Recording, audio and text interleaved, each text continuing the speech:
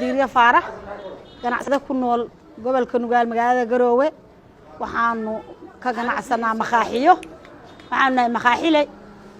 waxaanu ugu qaaliyoobay gaaskii waxa weeye dawladdu waa nala shirtay wasaaradda deegaanka naloo ka yeeray waxa la yiri xaabada hala joojiyo xaabadii waxaanu qaadanay amarkii ama amiirtii ka soo baxday dawladda waxaanu niri xaabadii waa la qaadanay inaanu joojino gaas iska riqisba waagii soo 24 iyo ku bilowday aduu 35 baan ku qaadan jirnay waaba ku qanacsanay 35 tayada sida 35 iyo umarey 36 iyo meelahaas kaga aha baa hal mar 45 la yiri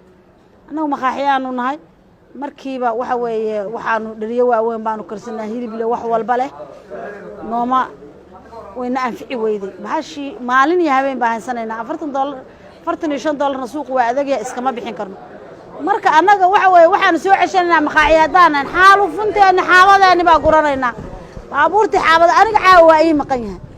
awalna samgaasta ii baxaysay way $45 maba iska bixin kara tabartaydi maaha aad baa waxa u jirta lacag la'aan wixii mar shay daasada xunta aad aragteen intay leegtahay oo hal mar $10 booday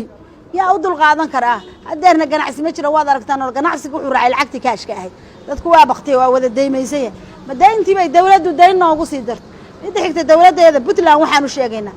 ganacsigii wixii dhaqaaqa ganacsatadu ay kiciso dib looma soo celin karo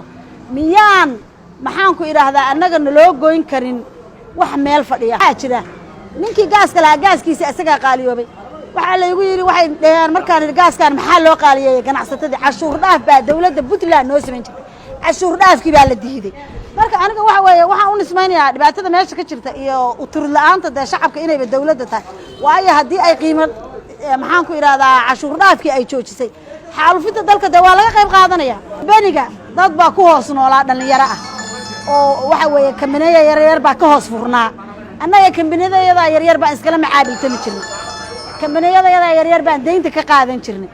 kambanigii yaraa waan deynta ka qaadan jirnay kambaniga weynaa markii uu ku kordhiyay lacagtii annagana asaga nagu sii kordhiyo daandaamay hadda kambani yar bacaradi waa ka baxay ma jiro waayo cidna ka qaadan mayso shirkadii baa toos loola wada xiriiraya dadkeeda ha u turto oo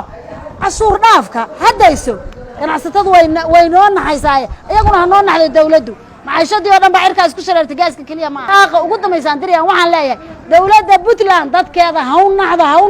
naxdo